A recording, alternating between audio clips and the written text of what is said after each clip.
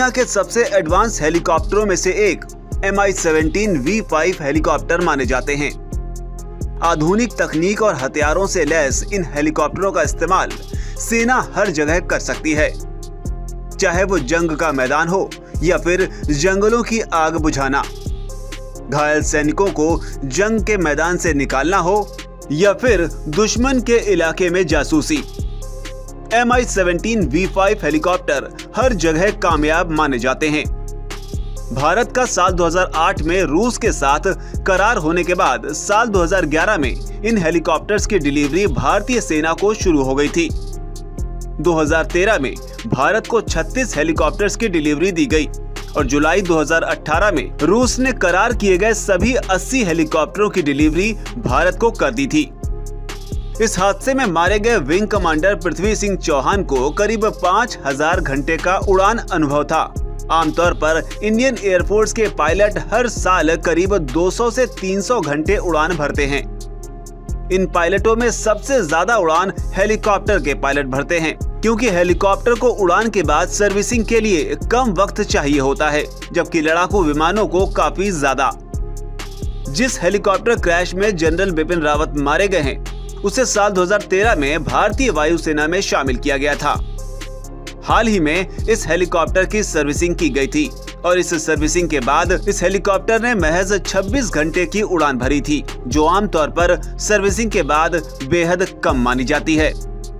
पिछले 11 साल के दौरान 8 Mi-17 V5 हेलीकॉप्टर हादसों का शिकार हो चुके हैं, जिसमें 55 जवान और आम लोग अपनी जान गंवा चुके हैं। 18 नवंबर 2021 पूर्वी अरुणाचल प्रदेश में हादसा हुआ। इसमें कोई भी मौत नहीं हुई।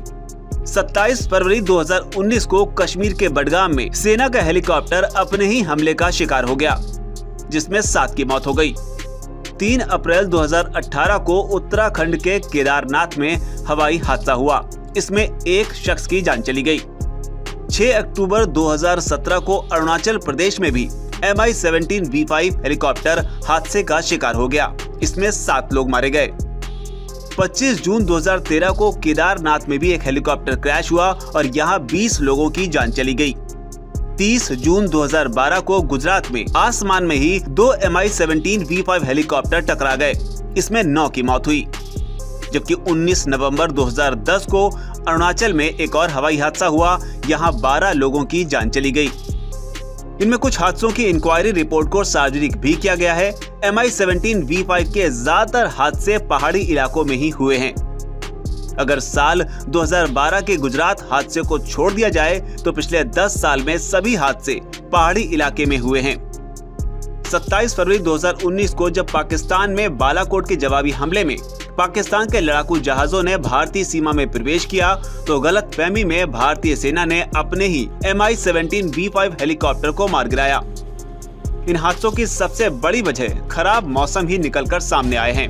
हालांकि 8 दिसंबर को हुए हादसे में भी अचानक जनरल बिपिन रावत का हेलीकॉप्टर घने कोहरे में गायब हो गया था। कुछ ऐसा ही मौसम साल 2013 में केदारनाथ में भी था, जब Mi-17 V5 हेलीकॉप्टर हादसे का शिकार हो गया था और उसमें 20 लोगों की मौत हो गई थी।